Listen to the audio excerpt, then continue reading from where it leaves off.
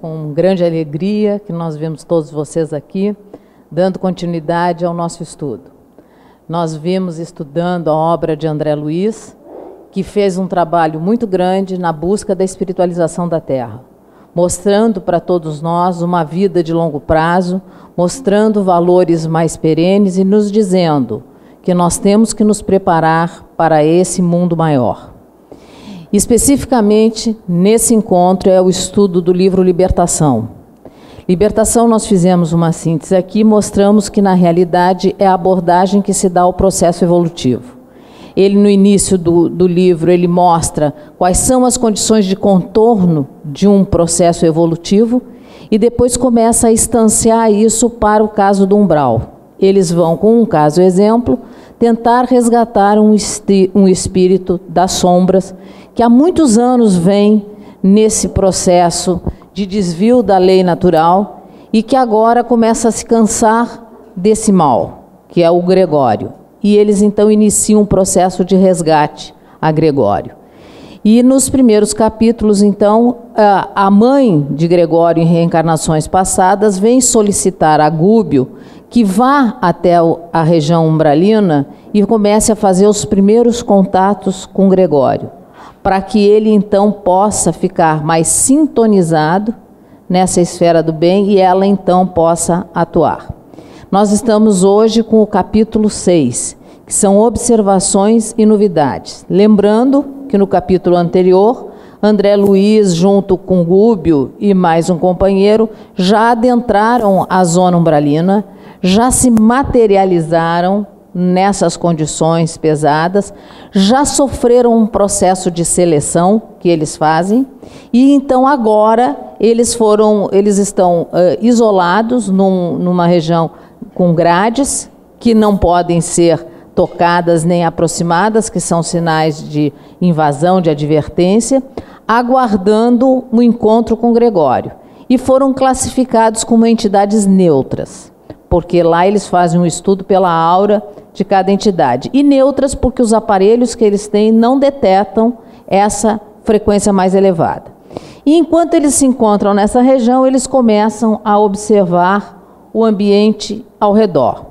Então, no capítulo, nós vamos ver a questão da desarmonia doméstica entre um casal que começa, não vigia o suficiente, e durante o sono a mulher se desdobra e entra em contato com outras entidades também trevosas, e há uma rixa, e a gente vai ver bem o porquê, e uma briga, e uma questão de desarmonia mesmo, e que a prece vem como sendo uma grande solução.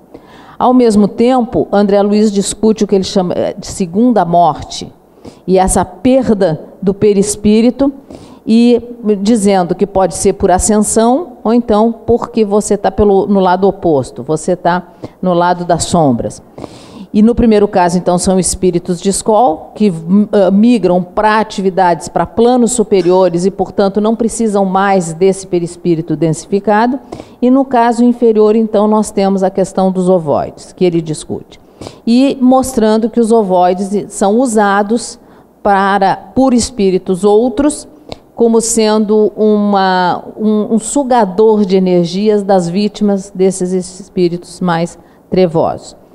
Essa é a síntese do capítulo. E começa com a observação que André Luiz faz do ambiente em volta. Ele diz: existe um grande movimento na via pública, com muitos grupos conversando, trocando ideias.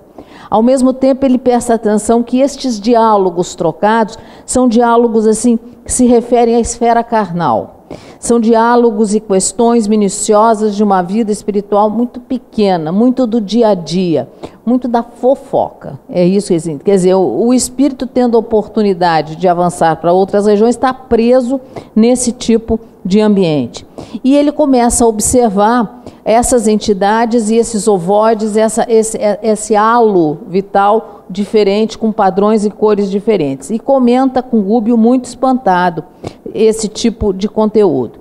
E aí Gúbio diz para ele: é porque você ainda não se atentou para a dimensão que existe de intercâmbio entre encarnados e desencarnados. você ainda não se deu conta de quão profundo e quão abrangente é essa troca. E ele diz assim: a determinadas horas da noite, 3/4 partes da população, 75% da população dos 2 hemisférios, se acham em zonas de contato conosco.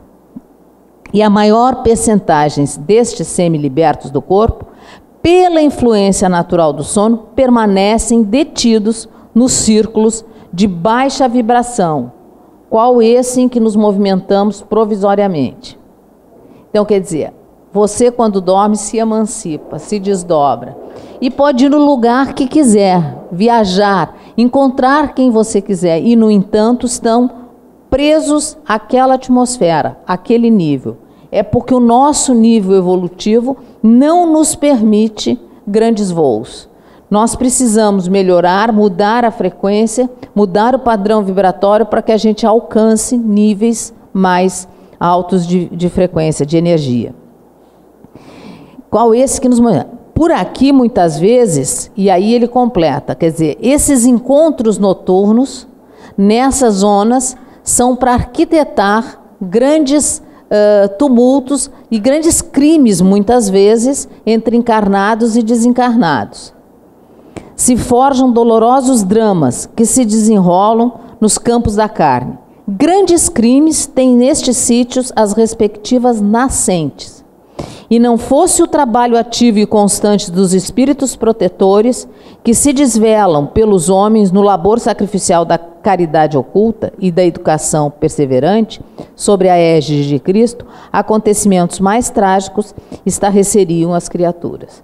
Então nós temos o livre-arbítrio, nós escolhemos, nós tomamos as nossas decisões, mas até um certo limite, porque nós somos observados e cuidados pelo plano maior e não passamos daquele limite. E a gente diz graças a Deus, isso mesmo. E a gente diz graças a Deus.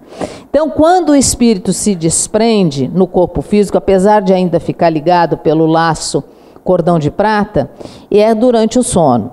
E ele tem essa liberdade para entrar em contato com a espiritualidade da forma como ele achar melhor. Mas não pode ultrapassar o nível evolutivo ao qual ele pertence. Ele não vai conseguir. Se ele ainda é de um padrão vibratório pequeno, ele tem um perispírito denso e ele é atraído para um determinado ambiente. É a questão da afinidade, a questão da sintonia. E aí a gente ou trata de melhorar ou a gente perde a oportunidade de encontrar com outros amigos, com outros parentes em regiões mais evoluídas. E claro e evidente que o retorno que cada um de nós tem é de acordo com as ações que nós desempenhamos. Então, a emancipação da alma, a gente trouxe mais umas informações, é esse desprendimento do espírito momentaneamente afastado do corpo físico. E eles, é como se, eu não sei se o doutor Jorge Andréa tem uma explicação melhor, é como se essa imantação ela fosse se afrouxando durante o sono, você fosse se afastando, e o que lhe dá é essa liberdade. Eu não sei se o senhor teria assim para falar da emancipação da alma, como é que se dá esse processo? É porque aqui a aula e o estudo é a 4 mãos, né? O doutor Jorge Andréa está ali de retaguarda.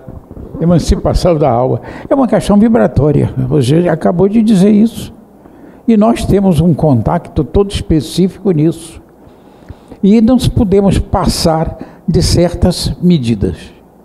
Tem que ser a medida exata para cada polo. Então, com isso, poderemos auxiliar e tem mais o seguinte, absorver energias. E nessa absorção pode ter acontecimentos maiores para o lado do espírito ou para o lado do encarnado que está deslocado. E tudo vai depender do estado de cada um, daquela condição de trabalho que ele vem realizando na carne. Perfeito. E vamos para frente. Então, onde, é como Jesus dizia, onde está teu tesouro, também está teu coração. E é para essa região que nós vamos ser puxados. E é para esse ambiente que nós vamos ser atraídos. Então, mesmo tendo toda a liberdade de circular livre, leve e solto, não é bem assim. Na questão 400 do Livro dos Espíritos, o Kardec perguntou: o espírito encarnado permanece espontaneamente no corpo? E teve como resposta: é como se perguntasse ao prisioneiro se ele o prisioneiro se alegra com a prisão. O espírito encarnado aspira sem cessar a libertação, e quanto mais o corpo for grosseiro, mais deseja desembaraçar-se dele. Isso é óbvio, né? Na 401, durante o sono, a alma repousa como o corpo? Não. O espírito nunca fica inativo. Durante o sono, os laços que o prendem ao corpo se relaxam. E como o corpo não precisa do espírito, ele percorre o espaço e entra em relação mais direta com outros espíritos. Então, muitas vezes a gente sonha e lembra, né? Encontrei fulano, falei com Beltrano, pensei... São encontros, são acertos, são visitas, como eu digo, que a gente faz a velhos conhecidos. Só que para ir, sim. Quando são mais fortes, esses acontecimentos, revela, quando ele volta ao normal, sonhei desta forma, assim, assim, assim, assim. Houve isso, assim, assim, assim, que fica gravado nas vivências, no perispírito, eu acredito que sim. Fica gravado nas células nervosas, das células nervosas. E geralmente é um pouco, até passageiro. Porque muitos desses sonhos a gente levanta e sabe tudo o que é, e na hora que lembrar mais tarde, me esqueci. Não consegue, aquilo some. Porque se desfaz a vibração. Assim, se desfaz a vibração. Exato. Na 402... como avaliar a liberdade do espírito durante o sono? Até onde o espírito vai? E aí vem a resposta: pelos sonhos, que era o que o Dr. Jorge André estava comentando. Quando o corpo repousa, o espírito tem mais condições de exercer seus dons, faculdades do que em vigília. Tem a lembrança do passado e algumas vezes a previsão do futuro. Adquire mais poder e pode entrar em comunicação com outros espíritos, neste mundo ou no outro. Quando dizeis, tive um sonho esquisito, o Dr. Jorge André está fazendo a ressalva, horrível, mas que não tem nada de real, enganai-vos. É muitas vezes a lembrança dos lugares e das coisas que vistes ou que vereis numa outra existência ou num outro momento. Essa resposta da 402 ela é muito grande, ela é enorme. A gente tirou uma parte para ter esse contato, essa referência ao que o André Luiz está relatando no Libertação, nesse capítulo 6. E ele continua: um grande número de homens vai, enquanto dorme, a mundos inferiores da Terra, que essa é a questão. O nosso nível evolutivo ainda é muito baixo, ainda é muito denso. Então, apesar de nós podermos ter a liberdade de nos afastarmos o quanto quisermos, nós não temos condições vibratórias para isso. Nós ficamos atraídos em mundos inferiores à Terra, como ele diz, onde antigas afeições, ainda temos mais isso. Não só o nosso nível evolutivo, como comparsas nossos, associados nossos, companheiros nossos, que estão nessas regiões e que nos atraem, nos puxam, nos buscam por sintonia e por afinidade. Antigas acessões os invocam, ou vão procurar prazeres talvez ainda mais baixos que os que tem aí. Vão se envolver com doutrinas ainda mais desprezíveis, ou ordinárias e nocivas, que as que professam em vosso meio. O que gera simpatia na Terra é a questão de você, muitas vezes, já você tem simpatia por A, B ou C. São estas relações antigas, relações do passado, onde havia essa convivência. Ou então convivências que se tem durante o sono, por 8 horas, por 9 horas. E da mesma forma, as antipatias. Também podem ser resquícios e rescaldos dessas visitas e dessa vida. Ou seja, a gente tem uma vida consciente aqui, com o corpo físico, mas a gente também tem uma vida com o perispírito, ou dormindo, ou acordados, mas a gente também interage. E a gente mais adiante vai ver o que André Luiz mostra e chama atenção para isso. Bom, as simpatias na Terra não é outra coisa senão o fato de os homens, ao despertar, se sentirem ligados pelo coração àqueles com quem acabaram de passar de 8 a 9 horas de prazer. Isso também explica as antipatias invencíveis que sentimos intimamente, porque sabemos que essas pessoas com quem antipatizamos têm uma consciência diferente da nossa e conhecemos sem nunca tê-las visto com os olhos. Em uma palavra, o sono influi muito mais na nossa vida do que a gente possa pensar e imaginar. Então isso é um alerta também. Assim como os pensamentos, nós temos o sono que tem essa influência toda. André Luiz, então, começa a observar aquele envolvimento, aquele ambiente que cerca aquelas pessoas e começa a se lembrar, né, da história das civilizações e da dificuldade que é a evolução, da dificuldade que se faz você dar um passo à frente, você ter novos modelos mentais, você ter nova razão de viver, você ter novos valores. E diz que isso é muito lento, até chegar em hábito, isso é uma coisa introjetada. E diz, quem pensa que esse encontrar um paraíso é fácil, tem uma concepção extremamente errada e temerária. E aí Gubbio explica para ele, percebe essa angústia, essa observação que ele faz e concorda. Diz assim, sim, André, a coroa da sabedoria e do amor, ou seja, você conquistar estes valores de sabedoria e amor e introjetar, é conquistada por evolução, por esforço e por associação da criatura aos propósitos do Criador. A marcha da civilização é lenta e dolorosa. Formidando os atritos, excelentes atritos horríveis e terríveis, se fazem indispensáveis para que o espírito consiga desenvolver a luz que lhe é própria. O homem encarnado vive simultaneamente em 3 planos diversos. Então você é um espírito que tem um perispírito e um corpo físico, mas tudo isso é você e você interage. São corpos que você vai tendo mecanismos e ferramentas para interagir nesses diferentes planos de frequência. E através disso, isso tudo compõe a sua unidade. E você tem que evoluir com todo esse padrão vibratório que é seu, característico e único. E ele dá o exemplo e usa a metáfora de uma árvore. Quer dizer, assim como a árvore tem raízes que se fixam no ambiente físico, o homem vai ter um corpo físico que vai dar para ele essa sustentação e essas raízes. Assim como a árvore estende galhos dos sentimentos e desejos nos círculos da matéria, o vegetal também se alonga no ar. E assim que o homem sendo sustentado por princípios sutis da mente, tanto quanto a árvore é garantida pela seiva. Então, se a árvore tem raízes que aprende, o homem tem um corpo físico que o enraiza.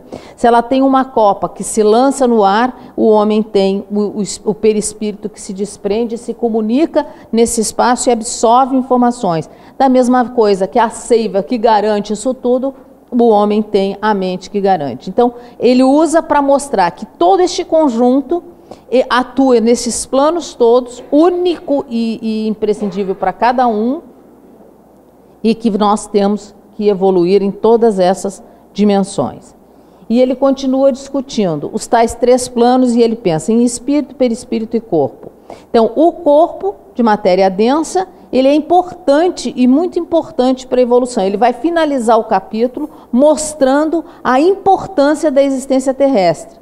Porque, dado o nosso nível evolutivo, nós temos problemas e densidades e questões que precisam ser vencidas e que só podem ser feitas nessa dimensão. Então, nós reencarnamos para evoluir e ela é absolutamente necessária. Provas e expiações que nós temos que passar aqui e só aqui existe este padrão vibratório que nos permite resolver as nossas questões. Da mesma forma, o perispírito, como um intermediário entre o corpo físico e o espírito, levando as sensações que vão da periferia para o interior e trazendo de volta as emoções. E a mente, que é o ponto de contato. André Luiz coloca a mente como sendo o nosso ponto de contato. É o nosso ambiente mental e que define e comanda nossos atos. As ideias precisam ser exteriorizadas e elas serão feitas através desse conteúdo, desse domínio mental, do nosso corpo mental. E ele trabalha mais um pouco, avança na discussão dessa questão da evolução de cada um de nós e diz que dentro do quadro evolucionário o homem precisa de segurança que ele tem com o campo biológico. Ele precisa de alimento das emoções, que lhe são próprias na sua vida psíquica. E a base mental, que é o mundo íntimo. A vida é patrimônio de todos, porém, a direção pertence a cada um. O que nós vamos fazer desse padrão vibratório todo, ou como nós vamos construir esse padrão vibratório todo, é dependente do nosso livre-arbítrio, das escolhas que nós fomos fazendo, das aptidões para o bem ou para o mal que nós estamos desenvolvendo e adquirindo. Durante cada uma das nossas escolhas individuais, a gente exercita o que ele diz, ação e reação. E esse princípio de ação e reação vem sempre com um aprendizado para as nossas conquistas, para as nossas evolução e para o nosso aperfeiçoamento moral e intelectual. E a gente já sempre ouve isso, né? A cada um segundo suas obras. Ou seja, nós somos os jardineiros do nosso próprio jardim. E essa é o alerta que ele faz. Quer dizer, tomar cuidado e muito cuidado com as escolhas, com as ações, com os nossos pensamentos. Porque tudo isso, os nossos sentimentos, tudo isso está moldando esse padrão. E é o padrão que nós vamos irradiar. E é o padrão que nós vamos absorver e definir a nossa psicosfera. Portanto, é um alerta, é orai e vigiai permanente. E André Luiz vem nesse livro de libertação trazendo o tempo todo. Então, quando ele coloca e faz a metáfora da árvore, é a mesma coisa que Kardec já disse. A criatura humana pode ser representada por um padrão vibratório de 3 regiões. É o espírito, que se manifesta no perispírito e no corpo físico. E cada uma dessas regiões tem características próprias do nível evolutivo que alcançamos. Ou então, como nós já estudamos aqui várias vezes no Instituto, é o modelo do Dr. Jorge Andréa. Ele detalha um pouco mais o espírito de um lado, o corpo físico do outro, e ele então detalha bem mais esse degradê de frequências que todos nós temos e pelos quais nós passamos. O inconsciente puro, onde é o nosso self, a nossa essência divina, o centro, que irradia as nossas conquistas e as nossas... É o nosso self, né? O nosso Deus em nós. O inconsciente passado, onde nós vamos armazenando todas as nossas aquisições ao longo das várias e diversas reencarnações. O inconsciente atual, dessa encarnação. O corpo mental, que é o que dá sustentação, o que formata o perispírito, que vai formatar o corpo físico. O perispírito, o duplo etérico, com uma parte mais densa do perispírito, mais próxima do corpo físico, e o próprio corpo físico. Então, é a modelagem e cada uma dessas, elas são formatadas, definidas e tem o colorido de acordo com aquilo que nós já conseguimos, com as nossas virtudes que já estão armazenadas, com os nossos vícios que ainda temos que alcançar, com as nossas condensações de energia presas que estão ali para serem vividas. Cada uma disso aqui, isso vai definindo um padrão vibratório que somos nós. E aí André Luiz diz, sim, é verdade, tem toda essa evolução, tem todo esse aparato, é um ser que pelo menos de uma forma simplificada atua em 3 planos, mas tudo, e mesmo quando nós nos atrasamos, quando nós nos desviamos da lei natural, da lei divina, mesmo assim nós estamos ajudando ao universo. Nada é perdido, como ele diz, na economia do Senhor. E ele chama a ressalva, porque eles estão conversando sobre o ambiente que os cerca numa região umbralina. E ele diz assim, a inteligência caída precipita-se despenhadeiro abaixo, encontrando sempre nos círculos inferiores, que elege por moradia, milhões de vidas inferiores, junto às quais é aproveitada pela sabedoria celestial para a maior glorificação da obra divina. Então, mesmo quando a gente se desvia e vai para essas regiões e é atraído pelas regiões, nós temos um papel a desempenhar. Nós vamos ajudar a essa comunidade também. Nós também vamos trabalhar pela obra do Senhor. Não é perdido, não. Na economia do Senhor, coisa alguma se perde e todos os recursos são utilizados na química do infinito bem. Então, para qualquer plano, para qualquer nível evolutivo, tem a lei de ação e reação que te dá um aprendizado. Se você agiu e escolheu de determinada maneira, você vai sofrer a reação dessa sua escolha. E no que você recebe a reação da sua escolha, você aprende. Ou mais rápido ou mais lento, mas você aprende. Então, tudo faz sentido. Toda experiência, por mais negativa que seja, ela é fruto de experiências anteriores. E é um mecanismo de educação também. Tudo que você vivencia, você aprende. Nada é perdido, nenhum ato ou vivência. E tudo é aprendizado. Então, André Luiz vem chamando a atenção e relatando. Nós estamos em processo evolutivo com as nossas dificuldades, em nível evolutivo ainda bastante baixo, mas é aprendizado. E estamos construindo um padrão vibratório bem mais alto. E vamos vencer essas barreiras. Mais rápido ou mais lento, dependendo da nossa decisão. E aí, como ele faz sempre, ele trata um assunto, tratou a evolução, tratou esse desenvolvimento, agora ele dá um caso exemplo de um processo que está ocorrendo lá, que eles estão ouvindo a conversa no ambiente onde eles se acham presos, entre aspas, estão presos lá, aguardando serem chamados. É o caso de duas mulheres conversando. Uma delas é encarnada e outra desencarnada. E a desencarnada atua fortemente sobre a encarnada, dizendo a ela que ela está relaxando na vigília que ela está fazendo sobre o marido. E aí vem a desavença doméstica. Que o marido está agora já mais calmo, mais tranquilo. E como? De que jeito? Ela desistiu? Ele precisa estar com raiva, com ódio, atormentado, para que sirva ao grande plano que eles têm na região sombria e na região das trevas. E parece que é alguma coisa relacionada à fábrica. Ou seja, ele tem que ser aquela pessoa que não se aceita e que não deixa ninguém sossegar, que fica azucrinando, que tem que ter revolta, que tem que ter briga. E, para isso, a mulher, a encarnada, tem a missão de atormentá-lo, de feri-lo, de espizinhar, de degradar com a posição dele, de baixar a autoestima, para que ele seja assim.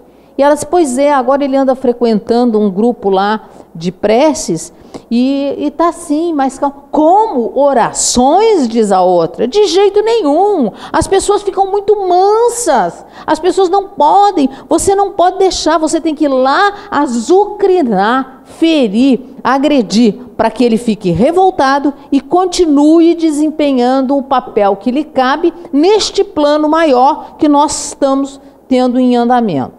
Então, olha só,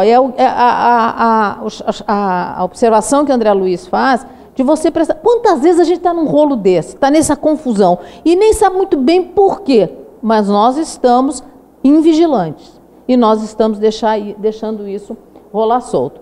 Então, a prece, o trabalho. Bom, aí com relação a isso, André Luiz presta atenção e diz assim, mas ela não pode se livrar dessa influência, ela não pode se deixar libertar dessa influência? Pode, mas aí vem o outro lado, tem que ter vontade. E ele diz ainda mais, mantendo-se num padrão de firmeza superior, porque ele diz assim, ela vai acordar, essa que é a encarnada e que está sendo azucrinada pela desencarnada, ela vai acordar, vai ficar na dúvida, não sabe se acredita, se não acredita, não percebe e continua se deixando influenciar e vai atuando no coisa. Mas ela precisa um padrão de firmeza superior, com suficiente disposição para o bem. Ou seja, tem que haver uma vontade férrea para que você vença esse tipo de influência. Porque todos nós temos as nossas mazelas, todos nós temos os nossos pontos nevrálgicos. Então é preciso ter uma vontade muito grande para conseguir ultrapassar. Com este esforço nobre e contínuo, ela melhoraria intensivamente os seus princípios mentais. Começa isso, você tem que mudar o padrão vibratório, você tem que mudar o seu sistema de crenças e valores, você tem que mudar hábitos para isso, e pensamentos, afeiçoando-se a fontes sublimes da vida.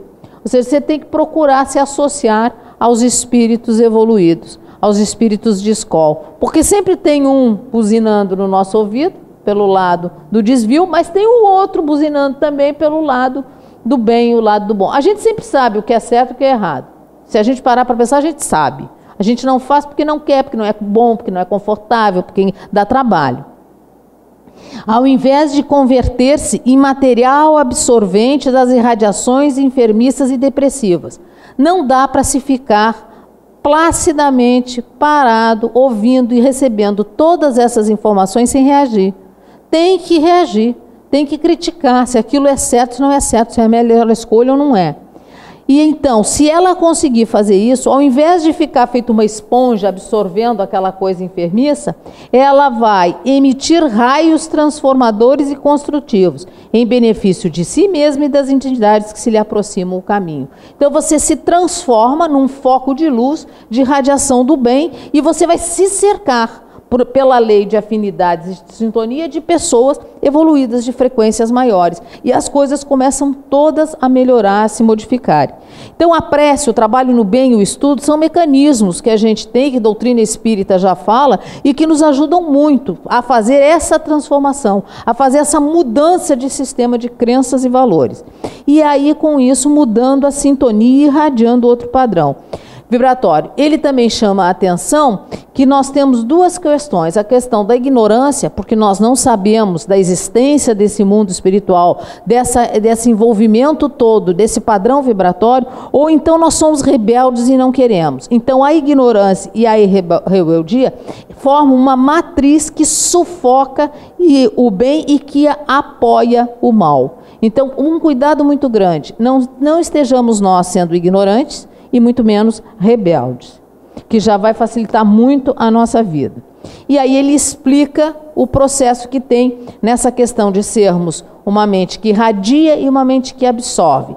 E diz que em todos os quadros do universo nós somos satélites uns dos outros. Nós estamos todos conectados em rede, uns influenciando os outros, uns irradiando e absorvendo dos outros. Queiramos nós ou não, saibamos nós ou não, tenhamos consciência ou não, nós estamos nessa rede e induzindo essa rede e recebendo a informação. Os mais fortes arrastam os mais fracos, entendendo-se, porém, que o mais frágil de hoje pode ser a potência mais alta de amanhã, conforme nosso aproveitamento individual. Expedimos raios magnéticos e recebemos-los ao mesmo tempo. Então, essa questão dessa indução, nós vamos irradiar e vamos receber de acordo com o que nós temos na nossa casa mental, de acordo com os sentimentos que nós estejamos externalizando ou vivenciando. Então, o cuidado tem que ser muito grande e vai se fazer por sintonia e por afinidade. Essa psicosfera, essa ambiência onde nós nos encontramos é função do nosso padrão vibratório. É ele que define esse envolvimento. Então, através desse poder mental, a gente podemos nos cercar de um campo de energia positivo, do bem, do amor, do companheirismo, da fraternidade, ou nos cercarmos de um campo de energia negativo, onde os males se fazem presentes, onde os desvios se fazem presentes e todos se cercam unidos por sentimentos de menor calibre. Agora, ele ainda chama mais uma atenção e a gente pode refletir que isso não é fixo nem permanente. À medida que a gente vai fazendo conquistas pelos nossos atos, pela nossa aumento e expansão de consciência, nós vamos mudando essas coisas. Então, nós não estamos eternamente presos a esse tipo de situação. E aí nós chegamos agora num outro ponto bastante controvertido, e por sorte nós temos aqui o nosso professor, que é a questão dos ovoides. E aí a gente faz só um parêntese antes, assim, a doutrina espírita, e parece que Herculano Pires chama atenção, não fala em ovoides. Quem trouxe essa informação foi André Luiz. André Luiz, no livro Libertação, no livro Evolução em Dois Mundos, ele trata dessa questão. Nós vamos pedir para o doutor Jorge André explicar o que são ovoides e como se dá o processo de ovoidização. Depois a gente continua andando aqui por umas pesquisas que fizemos a respeito do assunto. Mas você sabe tanto, por que você não diz? Não, porque de jeito nenhum, com o mestre aqui, a gente tem que aproveitar. O ovoide é um espírito que permaneceu numa posição tão negativa, com irradiação para alguém, que ele começa também a receber de volta essa irradiação. E essa irradiação é tão maléfica que vai fazendo com que as suas camadas vão se condensando, vão como que se fechando sobre si mesmo para não agredir terceiros. E nesta coisa ele começa a conviver consigo mesmo. Conviver por, às vezes, meses, anos, decênios, talvez até centenas de anos. Até que aquilo, de uma maneira específica, pela bondade de terceiros, até daquele que ele agrediu, já melhorado, vem começando a favorecê-lo com energias mais benéficas, rompendo lentamente essas camadas, para poder trazê-lo a toda a vida, a condição de um espírito mais, vamos dizer, suficientemente equilibrado. Mais ou menos isso. Isso pode acontecer em qualquer momento, doutor Jorge Andréia? Ele tem uma frequência específica? Ele tem um ponto de partida que ele começa a fazer isso? Não. Maldade, né? Maldade. Maldade excessiva, de maneira que essa energia vai ser tanto, e é preciso cortar isso. Como nós estamos no universo, submetido a uma série de energias, bondosas também, este indivíduo vai se desgrudando dele e ele absorvendo essas energias para si próprio. Entendi. E com isso ele se nutre da maldade e se fecha sobre si mesmo, não agride mais a terceiros. Tá. Muito obrigada. Vamos então continuando. No livro Libertação. É mais ou menos isso, mas a coisa é mais complexa. Não, o senhor vai continuando ajudando aqui agora. No livro Libertação, então, o André Luiz diz assim: reparei não longe de nós, como que ligadas às personalidades sob nosso exame, então, era o uso dos ovoides grudados no perispírito de outros espíritos. Certas formas indecisas e obscuras. Semelhavam-se a pequenas esferas ovoides, cada uma das quais pouco maior que um crânio humano. Variavam profundamente nas particularidades.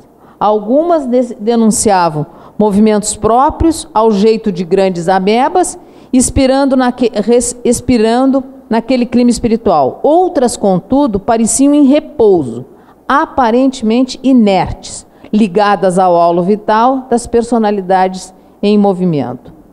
Obrigada. Aí, entre os textos que nós fomos encontrando, que falava de ovoides, eles diziam que o resultado, quer dizer, a ovoidização é o resultado de um estado de monoideísmo, que era o que o doutor Jorge André está falando. Aquilo retorna e o espírito fica único e exclusivamente pensando e vibrando naquele padrão. Então, monoideísmo que prende o espírito num circuito fechado. E com isso, ele constrói camadas mais densas, que é uma camada que vai isolando lentamente do ambiente que ele está, para não agredir terceiros. Não agredir, pois é. E gradativamente ele vai perdendo essa forma. Ele diz isso. E o ovoide é resultado, aí outra coisa, é resultado da transformação do perispírito. Ou seja, a plasticidade das células do perispírito permitem essa deformação. Não sei se é isso mesmo. É isso mesmo. Vai permitindo que vá... E tem a considerar o seguinte: a volta disso é um processo lento, difícil e que sempre vai acontecer algum dia. Aí eu disse que nas primeiras reencarnações, são reencarnações muito curtas, de bebês que nascem e morrem, porque ele ainda não tem a sustentação do perispírito para se desenvolver. E às vezes esses espíritos não podem mais ficar naquele planeta. Volta para o inferior, que tem vibrações mais adequadas para ir consertando lentamente o processo. E vibrações mais adequadas com o padrão dele para que ele possa interagir com o meio. Com certeza. É a mesma coisa que nós ainda precisamos reencarnar aqui. Nós ainda precisamos do corpo para interagir com essas frequências que em outras não terão. E como? Então eles são retirados para um planeta cujo padrão vibratório que lhe é peculiar possa interagir com esse meio, né, Dalva? Não. Essa transformação, então, ela é resultado desses espíritos muito atrasados, como disse o Dr. Jorge André, e com a vivência muito precária, e que não querem avançar, não querem se modificar, então vão cada vez mais retrogradando, quer dizer, se isolando do meio. Agora, a outra questão é essa: não há retrocesso. Todas as aquisições que o espírito fez, elas vão ficando como que em potencial, guardadas dentro de uma semente. Ele não perde, ele deixa de usar e fica como que estacionado, até que ele consiga vencer esse processo de isolamento. E aí aquilo está armazenado lá, gravado. Não houve retrocesso retrocesso evolutivo. Agora, num outro momento, eles falam em retrocesso biológico. Aí sim, se eu danifiquei o meu molde, o meu corpo físico... É o processo de maturação que, de qualquer forma, vai acontecer um dia.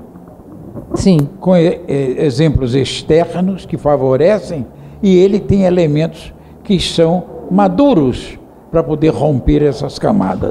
Se o corpo mental é o que modela o perispírito, que vai modelar o corpo físico, se eu estou com o corpo mental em dificuldades extremas e com uma ideia única, vibrando num padrão muito baixo, eu vou transmitir esse tipo de informação ao perispírito, que estará se danificando e, consequentemente, o molde do corpo físico também. E essa volta é difícil, mas existe. E é lenta, muito lenta, não? E aí ele avança um pouco e diz, bom, além dessa dificuldade toda do ovoide que se transformou nesse ser, eles são usados pelos outros espíritos sombrios das trevas para obsediar as suas vítimas. Com as energias deletérias que eles possuem. Sim. Eles não estão irradiando, mas são sugados por determinados elementos. Grande número dessas entidades em desfile nas vizinhanças da grade. Vizinhança da grade, porque eles estão cercados dentro de uma grade, transportavam essas esferas vivas, como imantadas as irradiações que lhes eram próprias. Evidentemente que se alguém usa os ovoides para obsediar outro, existe uma afinidade, uma imantação. Isso não é de graça. O padrão vibratório é compatível. Existe aí uma sintonia forte.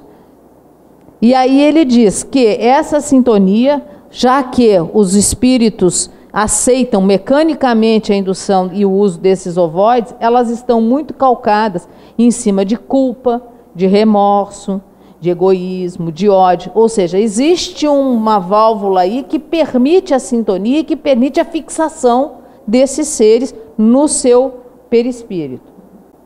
Em Evolução em Dois Mundos, André Luiz também traz a informação dos ovoides, e eles sendo usados em outros espíritos, colocados para fazerem esse sugar de energias, e diz, sentimos-nos em clima adverso ao seu modo de ser. O homem primitivo, ele traz aqui um outro caso, ele diz assim, o homem primitivo, quando desencarna e vai para o mundo espiritual, se assusta, não se sente confortável, não quer ficar interagindo nesse meio, fica com uma ideia fixa para retornar e reencarnar, e isso é uma forma de provocar a deformação do perispírito.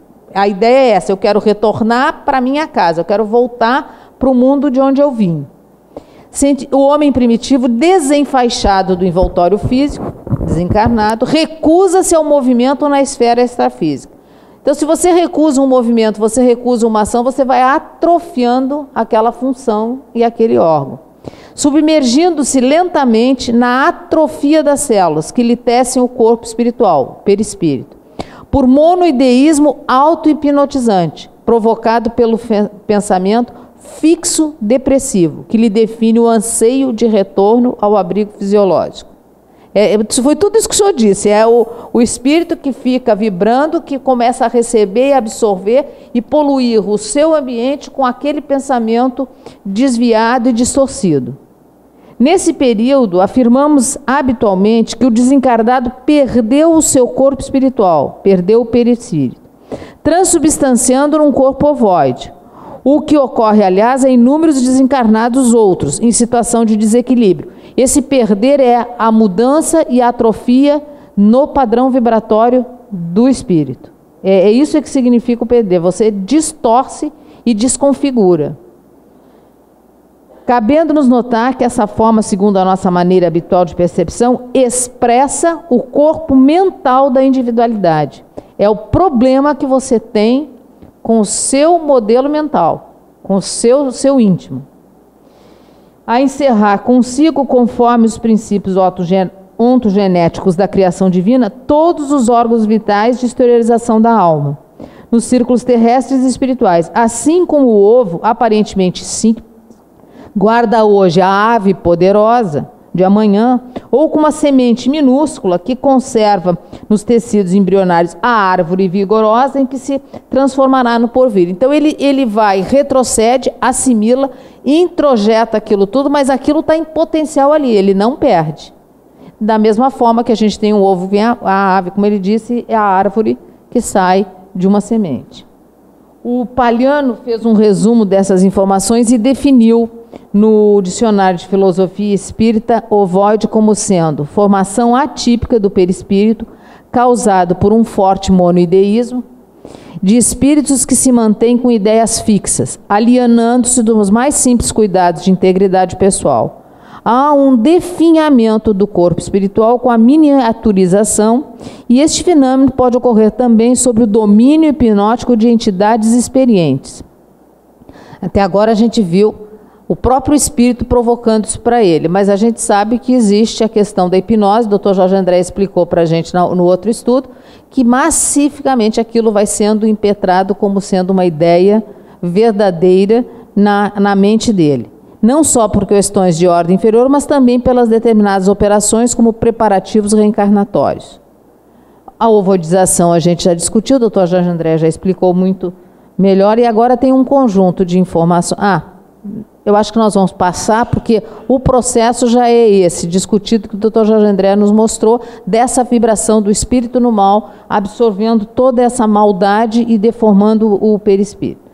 No Ícaro Redimido tem um conjunto de informações, no capítulo 8, sobre ovoides. A gente vai passá-los por aqui, que tem algumas coisas interessantes. Primeiro, que ele pode ter origens diferentes. O motivo, a ideia que conduz a um espírito se desequilibrar dessa forma, de acordo com o nível evolutivo, são as mais variadas. Podem ser questões de suicídio, pode ser questões de ódio, de vingança, de revolta. Então são questões variadas. Basta que você desequilibre e vibre no sentido contrário à da lei natural. O ovoide é uma verdadeira regressão biológica. Você tem o colapso da forma e o colapso da mente. Pois se a forma ela é resultado do que você está usando, que você está trazendo do seu corpo mental. A atividade vital dos ovoides é muito fraca. Os órgãos internos se apresentam reduzidos, o senhor quer completar?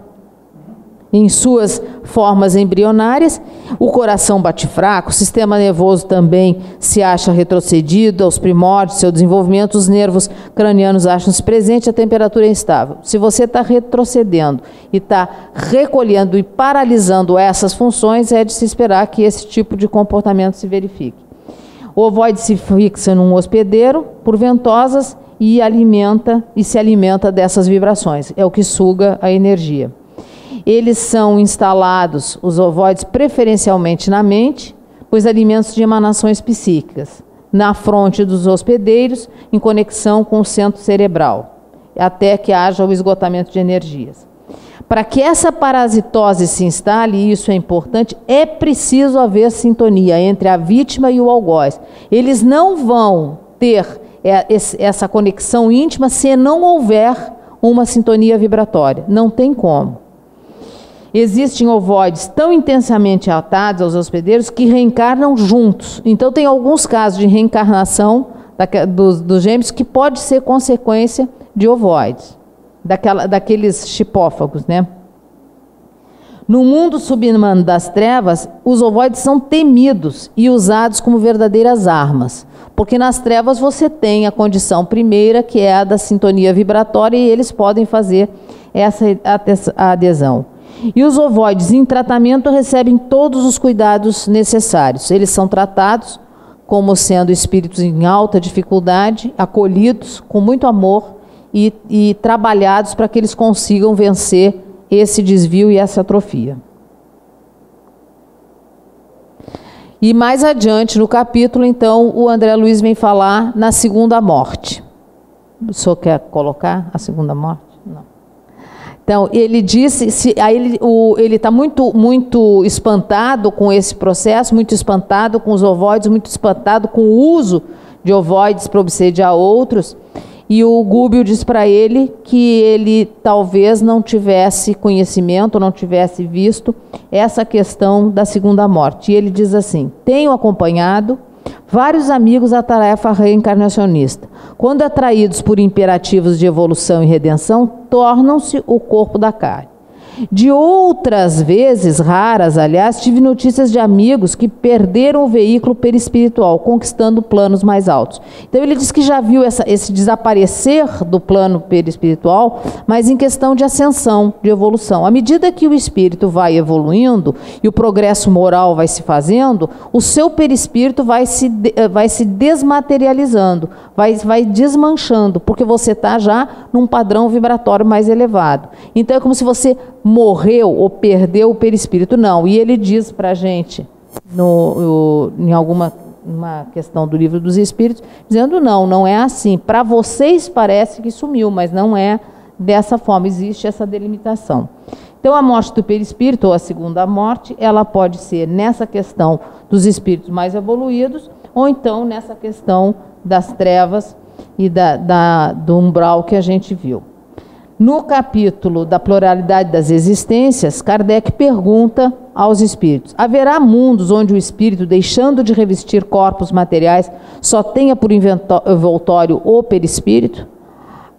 E mesmo este envoltório se torna tão etéreo que para nós é como se não existisse.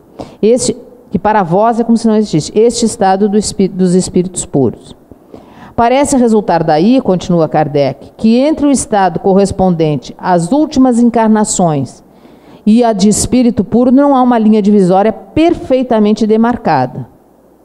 Semelhante demarcação não existe. A diferença entre um e outro estado, ou seja, quando eu não preciso mais reencarnar o espírito puro, ao nível de espírito puro, se vai apagando pouco a pouco e acaba por ser imperceptível, tal qual se dá com a noite, as primeiras claridades do alvorecer. Então é um trabalho muito intenso, muito demorado, para que a gente consiga chegar a esse estágio de não precisar reencarnar. Depois parece que a coisa se torna um pouco mais sutil e mais fácil. Isso parece daqui pelo que ele diz, é porque já não está lá. A substância do perispírito é a mesma em todos os mundos? Não. É mais ou menos etérea. Passando de um mundo ao outro, o espírito se reveste de matéria própria deste outro, operando, porém, essa mudança com a rapidez de um relâmpago. E, por fim, na 257, ela é muito grande, mas ele também trata dessa questão de que sabemos que quanto mais eles se purificam, tanto mais etérea se torna a essência do perispírito, onde se segue que a influência material diminui à medida que o espírito progride. Isso é a medida de que o próprio perispírito se torna menos grosseiro. Então essa questão da desmaterialização do perispírito, ela é abordada em alguns pontos do Livro dos Espíritos. E aí o Gúbio explica para ele também que esse processo se dá todo devido à plasticidade do perispírito e diz que o vaso perispirítico é também transformável e perecível, embora estruturado num tipo de matéria mais rarefeita. Então é flexível, ele tem essa natureza plástica e ele é submetido a uma sintonia vibracional. Ele se modifica pela ação dos pensamentos e atos que vêm do nosso interior, que vão modificando e alterando essa composição. Ele fica mais desmaterializado ou não, dependendo desses valores, e pode ser formado por substâncias mais ou menos puras do meio onde ele se encontra. e ele vem então discutindo a questão da evolução do perispírito. Esse é o texto que ele tem, eu não vou ler, é só para falando, mas a gente pode ver aqui o que ele trouxe e exemplificou, mostrando que o perispírito se modifica com o processo moral que o espírito vai fazendo em cada reencarnação. Então, como os mundos, a evolução dos mundos e a evolução dos espíritos segue numa mesma caminhada, um compatível com o outro, ele começa primeiro dizendo que nem todos os mundos têm a mesma constituição física.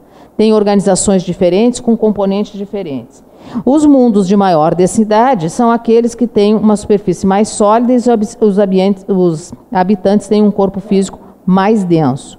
E vão escolhendo desses componentes, que são mais pesados, a formação do seu perispírito. À medida que ele vai evoluindo para outros mundos e vai pegando substâncias mais etéreas e tornando o perispírito menos denso.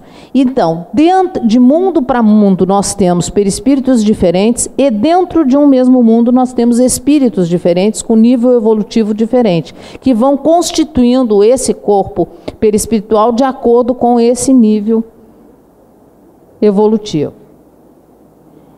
André Luiz chama a atenção que, apesar disso tudo, ainda nós estamos muito presos a essas aglutinações celulares. Nós ainda dependemos desse material denso para a nossa composição. O nosso nível evolutivo ainda é pequeno. Necessitamos ainda do corpo físico, necessitamos do perispírito, e para que a gente possa fazer o desenvolvimento de fazer o nosso progresso moral e intelectual.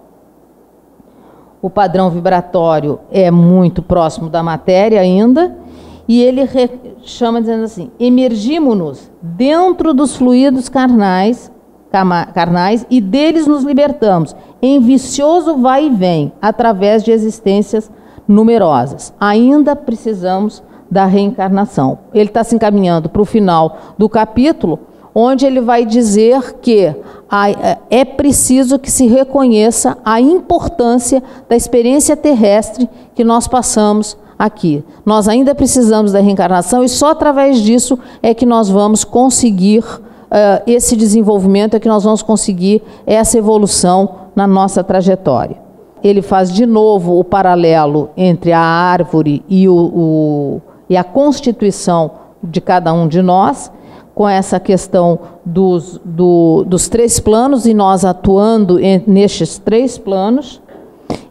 O faso físico é o vegetal, limitado no espaço e no tempo. O corpo perispírico é o fruto, que consubstancia o resultado das variadas operações da árvore, depois de certo período de maturação. E a matéria mental é a semente, que representa o substrato da árvore e do fruto. E que a reencarnação, para o caso dos espíritos ovoides, como ele vem dizendo, ela é compulsória. É a única maneira que você tem de reconstituir o perispírito. Você tem que reencarnar várias vezes, seguidamente, até que você vai fazendo essa reconstituição e essa recuperação do seu corpo perispiritual. Então ele termina dizendo: então, André Luiz, você entendeu a importância dessa existência terrestre? A reencarnação tem por objetivo a evolução através do aprendizado. São programados o meio onde nós vamos, e nós vimos isso aqui com a doutora Rosa Martins, o meio onde nós vamos reencarnar, o gênero das provas que a gente vai ser submetido, as expiações que porventura nós tenhamos que fazer. É um programa de tarefas intensos que nós precisamos, pode não ser aquele que a gente queira, mas são os que nós precisamos. E temos toda a liberdade de escolha, temos toda a liberdade de ação devido ao nosso livre-arbítrio. Depois disso, a gente responde e recupera os desvios. Então, a existência é um curso de aproveitamento, é um curso de aprendizado, cujo aproveitamento tem que ser o máximo. Nós temos que nos esmerar e conseguir essa devolução para que a gente avance nesse desenvolvimento. E que são 2, e a gente sabe disso, as asas que levam à presença de Deus. É a sabedoria e o amor. O amor valoriza-nos para a vida, e a sabedoria somos valorizados, que é da página de Emmanuel, que vem para Bem, no processo de ovoidização, parece que o perispírito assume assim uma força sobre o espírito, assim parece, que não seria o processo natural. É isso que acontece? O perispírito, ele se calca no molde que o plano mental fornece.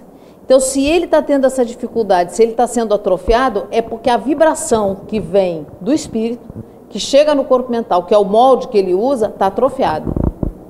O senhor pode completar? Para nós completarmos isso, os espíritos evoluídos, para chegarem na Terra e se prepararem, como aconteceu com Jesus, precisa de muitos anos para ir preparando lentamente e se adaptando às condições do planeta, para poder reencarnar.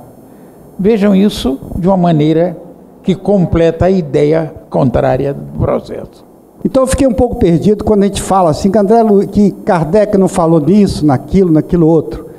E pode-se levar à conclusão que Kardec já era. Kardec está desatualizado, Kardec realmente não... Óbvio que Kardec não falou em muita coisa, em termos até conceituais. No caso específico aí, não, Kardec falou, e muito. Na medida que ele diz da plasticidade do perispírito, que ele consegue tomar várias formas, inclusive, ele não falou a palavra ovoide, mas está subentendido ovoide. Então eu quero levar isso para a nossa reflexão da importância de se ter como base Allan Kardec. O de Olinda Amorim, está aí o André que me comprova, toda a vida dele, ele sempre tinha o Kardec. Era conceitos, era atualização. Por quê? Porque era importante a gente não atualizar Kardec, atualizar-se com Kardec. Isso que eu queria mais ou menos para nossas reflexões. Luiz, foi até muito oportuno, né? E em momento algum, e se eu me expressei mal, eu vou corrigir, dizendo que Kardec está ultrapassado de forma alguma. O que eu fiz foi uma observação de um artigo que saiu de Herculano Pires, onde ele disse que essa questão de ovoides, com esse nome ovoides, não tinha sido tratada dessa forma por Kardec, e que tinha que se tomar cuidado quando se fosse usar essa informação para cura, para tratamento de saúde e tal. Então, ovoide, quem trouxe esse nome foi André Luiz, mas isso não significa, e nem eu estou inferindo isso, que Kardec não está atualizado. Kardec nos deu o esquema, e dentro desse esquema, nós somos obrigados a frutificá-lo. A ciência é quem vai determinar isso. A ciência kardeciana era uma coisa da época, ele tinha que a obrigação de mostrar-se na sua época. Mas hoje, ele fica satisfeitíssimo ao saber que nós estamos mais adiante, mas com as bases exatas da sua doutrina, que é uma ampliação, é o universo numa casca de nós.